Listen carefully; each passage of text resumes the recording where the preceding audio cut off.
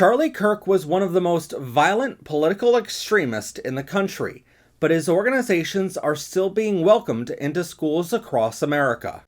Powered by rainbows, let your colors soar. Learn, live proud with the Professor Pride Store. Get everything you need to protest the felon-in-chief, including books, stickers, pins, hats, and more at ProfessorPride.com. Convicted felon Donald Trump released a counter-terrorism plan on May 7, 2026, that outlines the 3 largest threats he sees against the United States.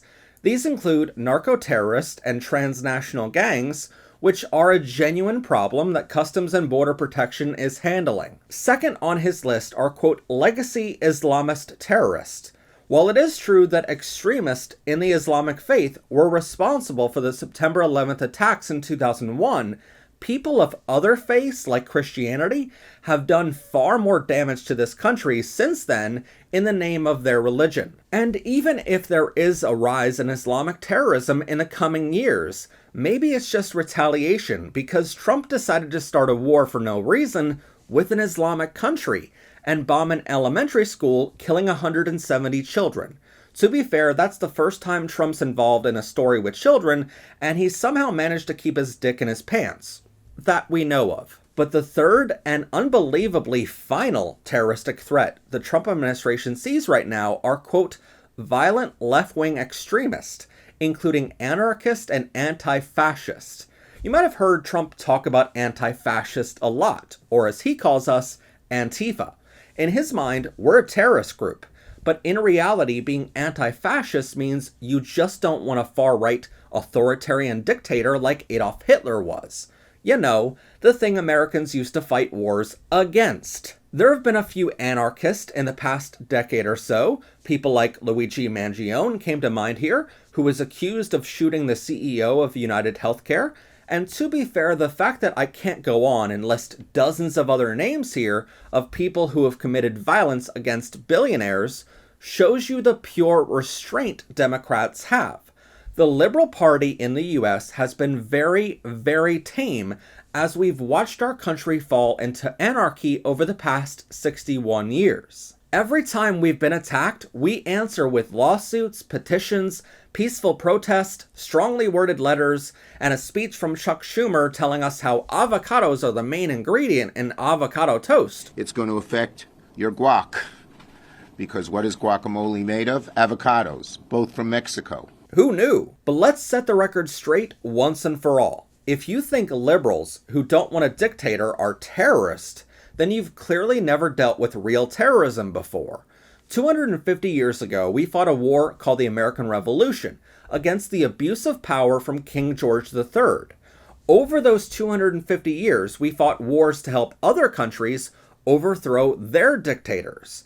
But here we are on the eve of our 250th anniversary, and we're the ones being called terrorists because we don't want a dictator, and we don't want that dictator to be Donald f***ing Trump. But that begs the question, what does real terrorism look like? Well, Donald Trump knows exactly what it looks like because on November 10th, 2025, Donald Trump invited Ahmed al-Sharaa, the former leader of an al-Qaeda terrorist group, into the White House. At the time, he was still listed as one of the world's most wanted terrorists, but Trump invited him for dinner into our White House. It's far from the first time, though. Some of Trump's biggest supporters are Vladimir Putin, Kim Jong-un, and many other dictators who have all been classified as enemies of the United States. After Speaker of the House Nancy Pelosi's husband was violently attacked in his own home, Donald Trump's son made a terroristic threat against all Democrats. And Donald Trump himself has celebrated many times when the MAGA crowd has violently attacked or killed Democratic lawmakers across the country. Besides dictators, Trump likes to cozy up to lower-level terrorists too. One of his best friends and most outspoken supporters was the late Charlie Kirk. He is portrayed online as just a right-wing commentator who chose to go around college campuses and debate children on politics. You might have seen some of Charlie Kirk's videos where he films for hours and chooses the best moments where he looks like a master debater to show on his YouTube channel. But while I agree he had every right to free speech, Behind the scenes, he was also a terrorist. We can debate endlessly on who really killed him on that Utah college campus. Really, what teenager do you know that says they're going to retrieve their rifle so there would be no evidence of my crime, but there's a squad car in my way?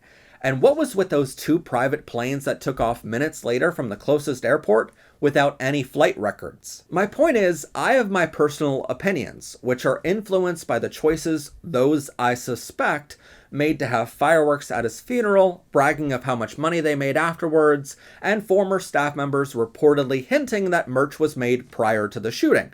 But that's a debate for another day. What made Charlie Kirk and his organization Turning Point Action into terrorists was their actions on January 6, 2021. You should know a lot of money went into that day.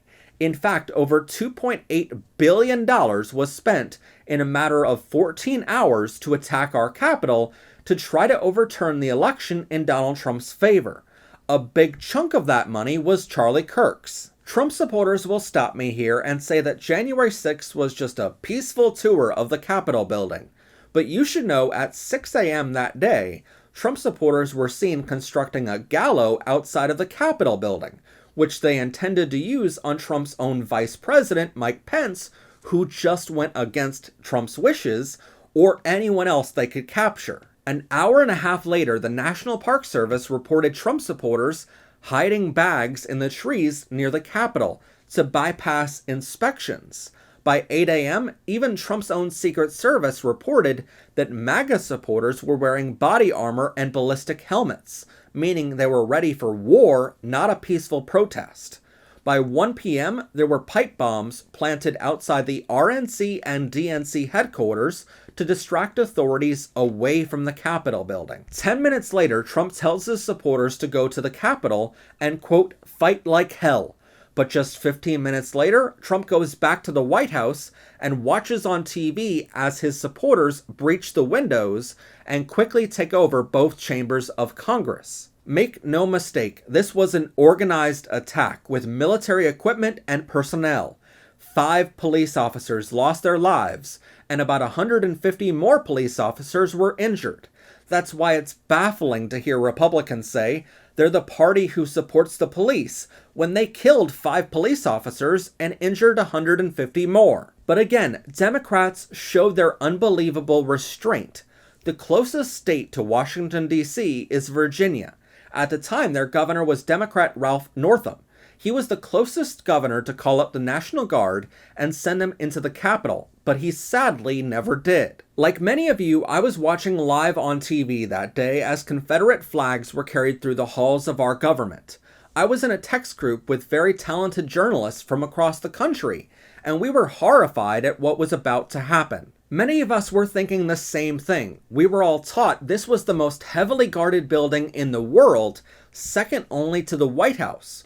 So our group of highly respected reporters thought we were about to watch one of 2 things occur. Either we were watching our country fall in real time, or we were about to watch the building and its officers defend themselves by eliminating the terroristic threat on national television. The fact that only a few people were arrested and only 1 terrorist died that day shows you the immense restraint a Democrat had, who arguably had the power to call up the National Guard and end the attack in minutes. The next day, many of us in that group chat woke up to the horrifying truth that no one was being held accountable, and Trump was not going to face a military tribunal for committing treason on his country.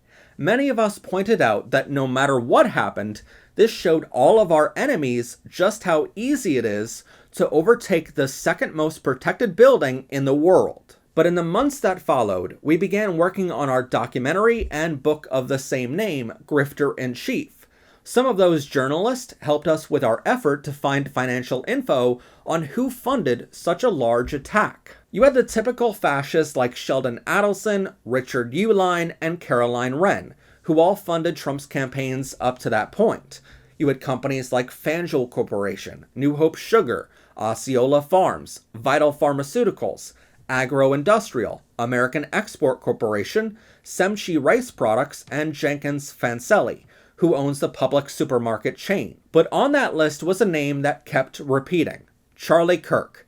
Sure, he alone dropped $3.1 million to make sure the attack happened on January 6th, but specifically what he funded made him by far the most horrific terrorist of that dark day in American history. To make sure there were enough people to overturn the US government, Charlie paid over $80,000 of his own money to bust people in and out of Washington, D.C.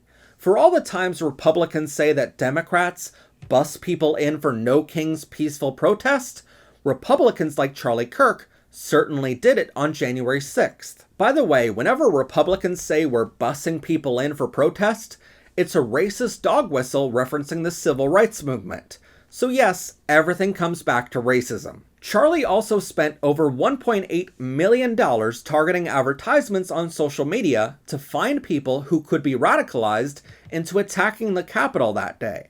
While only the FBI could tell you his search parameters, experts have reported Charlie was looking for extremists that were on a turning point, to borrow a phrase, of committing violence against anyone who stood up against Trump. Another $1 million of Charlie Kirk's money was spent hiring film crews who were literally hired to go document the attack.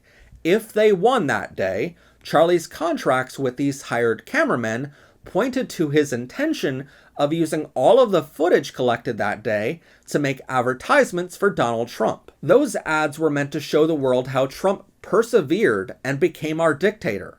Charlie wanted to show those ads to children in our schools across America once Trump became dictator. Finally, another $250,000 was spent sending text messages to the rioters inside of the Capitol. They used local cell towers to send text messages to everyone inside during the attack, trying to convince them that their assault on the Capitol was working and to continue fighting onward. So Charlie Kirk not only found the rioters, he literally bust them all in, hired film crews to document everything for propaganda, sent them all text messages during the attack to keep fighting, and then bust them all back home after they gave up. He was far from just the guy using his First Amendment right to debate college kids and make highly edited videos for the internet. He funded and helped organize the single largest attack on the United States government since the Civil War in 1865. He was responsible for the deaths of 5 police officers and 150 injured officers that day. And make no mistake, if Charlie Kirk was more successful and those rioters didn't just give up and go home, our kids would be forced to watch Charlie Kirk's propaganda videos in school. But luckily that didn't happen. But I also partly blame Congress and even President Biden here. If someone competent was in charge of the FBI at the time, every single person who broke into the Capitol that day would have been thrown in jail on federal charges of treason. Everyone who funded the attack, like Charlie Kirk, would have had all of their assets frozen and been put in front of a military tribunal, and Donald Trump would have been convicted of treason and never served another day in office. The fact that none of that happened will always baffle my mind until the day I die. But all of that also shows you the immense restraint Democrats have. We've been under attack since 1965 when the Voting Rights Act was passed, and racist people wanted their country back to how it was before. Racist. That's why Trump uses the Make America Great Again slogan all the time, a slogan he borrowed from the Nazis when they said Make Germany Great Again. Hell, even Trump's own father, who was German by the way, was arrested for being a rogue member of the Ku Klux Klan. But Democrats have always fought back with peaceful protest, lawsuits, strongly worded letters, and discussions in Congress about avocado toast. The party that has consistently been the domestic terrorist of our country has been the extremist on the far right. They're the ones who bombed a black church in 1963, set off 2,500 bombs in 1972, and led a siege on our federal government in 1985. Yeah, January 6th was the 3rd time they led a siege on our federal government.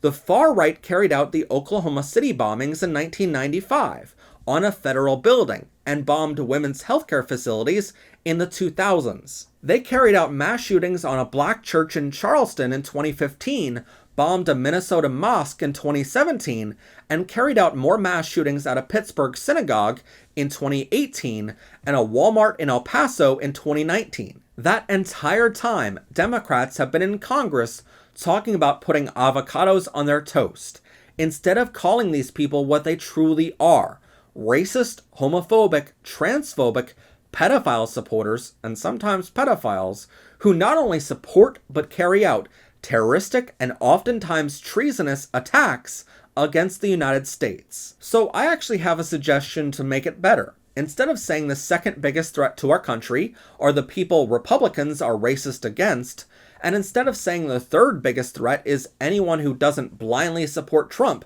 being a dictator, let's rewrite this chapter, because the number one biggest threat to our country since 1965 has been racist Republicans. I would argue racist Republicans are a bigger threat than any other terrorist on this list combined. Unlike Trump, I have the evidence to back me up, and I would debate that fact, but the other side is too busy grifting and setting off fireworks at funerals to realize the incredible and often unwarranted restraint Democrats have shown for the past 61 years. And I would finally argue, now that the Voting Rights Act was overturned this month by a racist Supreme Court, the future of our country is in deep peril. If Democrats ever did get violent, I would never encourage it, but I would also kind of understand it. Because as President John F. Kennedy, a Democrat, once said, those who make peaceful revolution impossible will make violent revolution inevitable. Powered by rainbows, the learn never stops. So be sure to subscribe or check out our shop. Much love and rainbows from your favorite team. Have a gay day. See you next stream.